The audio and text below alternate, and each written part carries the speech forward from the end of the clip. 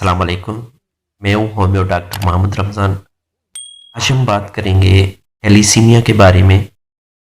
Thalassaemia ایک موذی مرض ہے جو خون میں شامل ہیموگلوبن نامی پروٹین کی نامناسب مقدار کی تشکیل کی وجہ سے ہوتا ہے. ناقص خون کی وراثت میں منتقل ہونے والی یہ سب سے عام بیماری ہے. بعض لوگ اسے اینیمیا بھی کہتے ہیں.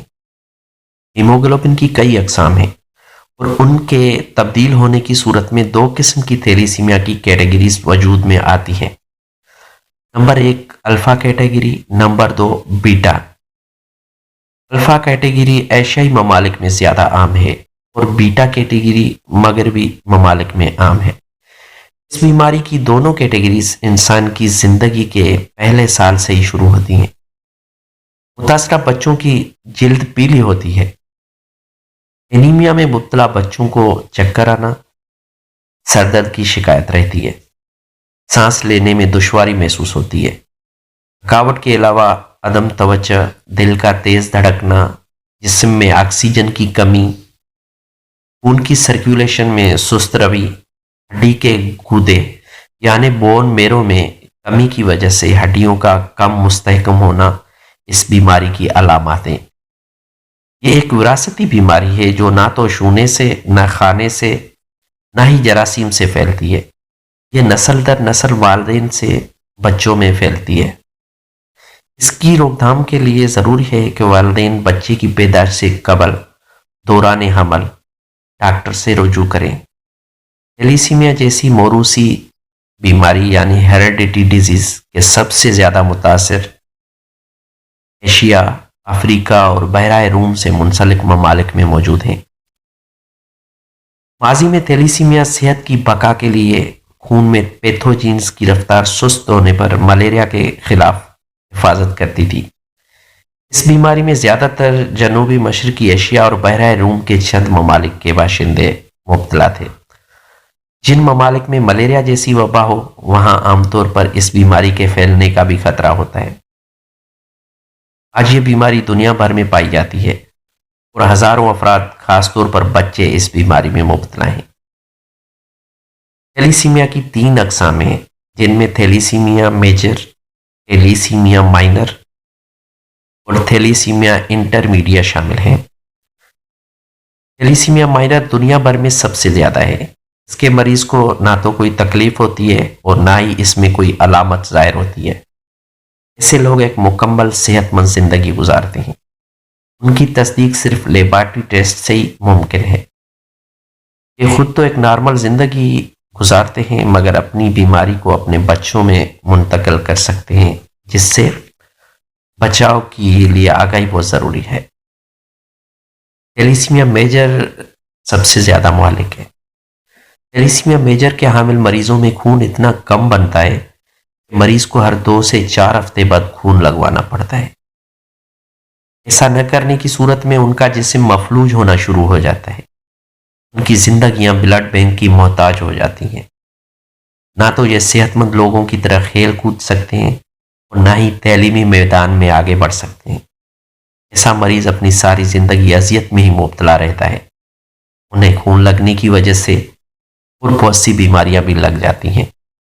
ایسے بچوں کے والدین اور خاندان مالی وسائل میں کمی کا شکار ہو جاتے ہیں. مناسب سہولیات نہ ہونے کی وجہ سے اکثر کی جلد موت واقع ہو جاتی ہے. تھیلیسیمیا کا مریض جنم لیتا ہے جب اس کے دونوں والدین یعنی ماں اور باپ بھی تھیلیسیمیا کے حامل ہوں. اگر دونوں ماں اور باپ نارمل ہوں تو بچے بھی نارمل پیدا ہوتے ہیں. اگر کوئی ایک تھیلیسیمیا مائنر کا حامل ہو تو 50% بچے مائنر، 50% بچے نارمل پیدا ہو سکتے ہیں. اگر دونوں مائنر کے حامل ہوں تو 25% نارمل اور 50% مائنر اور 25% میجر کے حامل بچے پیدا ہو سکتے ہیں. اگر دونوں ماں اور باپ تھیلیسیمیا میجر کے حامل ہوں تو لازمی سارے بچے تھیلیسیمیا میجر کے حامل ہی پیدا ہوں گے. ایک محتاط اندازے کے مطابق دنیا بھر میں روزانہ 10 سے زیادہ اور سالانہ 40,000 سے زائد تھیلیسیمیا میجر کے حامل بچے پیدا ہو رہے ہیں. دنیا بھر میں 80 ملین سے زائد تھیلیسیمیا کیریئر ہیں. ایک محتاط اندازے کے مطابق اس وقت پاکستان میں 1 کروڑ سے زائد تھیلیسیمیا مائنر ہے، جبکہ 1 لاکھ سے زائد تھیلیسیمیا میجر کے حامل مریض ہیں، جن میں سالانہ 6,000 کا اضافہ ہو رہا ہے۔ عام طور پر تھیلیسیمیا میجر واضح طور پر چوتھے یا 5ویں مہینے میں اپنا اثر دکھانا شروع کرتی ہے۔ ایسی صورتحال میں والدین کو چاہیے کہ فوری ڈاکٹر سے رجوع کریں۔ ڈاکٹر دوران تشخیص خاندانی بیماریوں یعنی موروثی بیماریوں کے بارے میں بھی سوال کرتے ہیں، اور بلا خوف وقت ڈاکٹر کو آگاہ کر دینا ہی بچے کی صحت کی ضمانت ہے، تاکہ وہ اچھی طرح بچے کا معائنہ کرے اور علاج کرنے میں آسانی ہو۔ اس بیماری میں مبتلا افراد کو خون کی منتقلی کی ضرورت پیش آتی ہے۔ معالجین اکثر ادویات اور تھراپی سے بیماری پر قابو پا لیتے ہیں۔ بیٹا تھیلیسیمیا پر قابو پانے اور علاج کے لیے عموماً بون میرو ٹرانسپلانٹ یعنی ہڈیوں کے گودے کی منتقلی اہم قرار دی جاتی ہے، لیکن یہ علاج رسک سے بھرپور ہوتا ہے۔ اس علاج سے ہڈیوں کے گودے کو نقصان پہنچ سکتا ہے اور مدافعتی نظام یعنی امیونٹی پاور مفلوج ہونے کا شدید خطرہ رہتا ہے۔ اس کے علاوہ 70% بیماری سے نجات، جبکہ 30% امکانات ہیں کہ موت بھی واقع ہو سکتی ہے۔ یہ علاج کافی مہنگا بھی ہے۔ پاکستان میں اس آپریشن کا خرچ لگ بھگ 1 کروڑ ہے۔ پاکستان جیسے غریب ملک میں اتنا مہنگا علاج ہر کسی کے لیے ممکن نہیں، اس لیے زیادہ تر آگاہی پر کام کیا جاتا ہے تاکہ لوگ اس مہلک موروثی بیماری سے بچ سکیں۔ غرض یہ کہ اس بیماری کا کوئی مکمل اور مناسب علاج اب تک دریافت نہیں ہو سکا ہے۔ الفا تھیلیسیمیا میں مبتلا افراد خون کی منتقلی سے صحت یاب ہو جاتے ہیں، لیکن انہیں بہت کم مقدار میں دوسرا خون منتقل کیا جاتا ہے، اور ہڈیوں کے گودے یعنی بون میرو کی منتقلی سے اجتناب برتا جاتا ہے۔ جو افراد معمولی الفا اور بیٹا تھیلیسیمیا یعنی تھیلیسیمیا مائنر اور تھیلیسیمیا انٹرمیڈیا میں مبتلا ہوتے ہیں، انہیں کسی دوسرے انسان کے خون اور ہڈیوں کے گودے یعنی بون میرو کی ضرورت پیش نہیں آتی، کیونکہ ڈاکٹرز انہیں مخصوص ایسڈ اور وٹامن B12 کے استعمال کا نسخہ دیتے ہیں، جس سے مریض صحت یاب ہو جاتا ہے۔ جن ممالک میں یہ مرض ہمارے ملک میں آیا ان میں یونان، اٹلی اور سائپرس ہیں، جن میں آج تھیلیسیمیا میجر کی شرح 0 ہے۔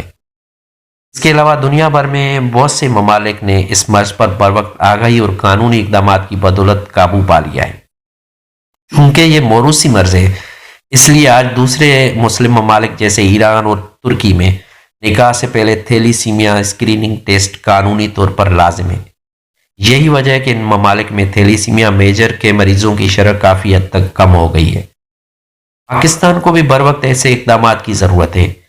پاکستان میں حکومت کو ٹی وی اور دوسرے میڈیا نیٹ ورکس کے ذریعے اس حوالے سے آگاہی پیغامات نشر کرنے چاہیے۔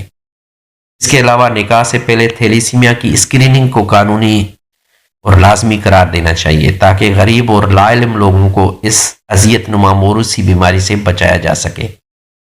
پاکستان میں پرائیویٹ سطح پر بہت سے ادارے کام کر رہے ہیں، جن کی بدولت پاکستانی عوام اس مہلک وراثتی بیماری کے بارے میں باخبر ہو رہی ہے۔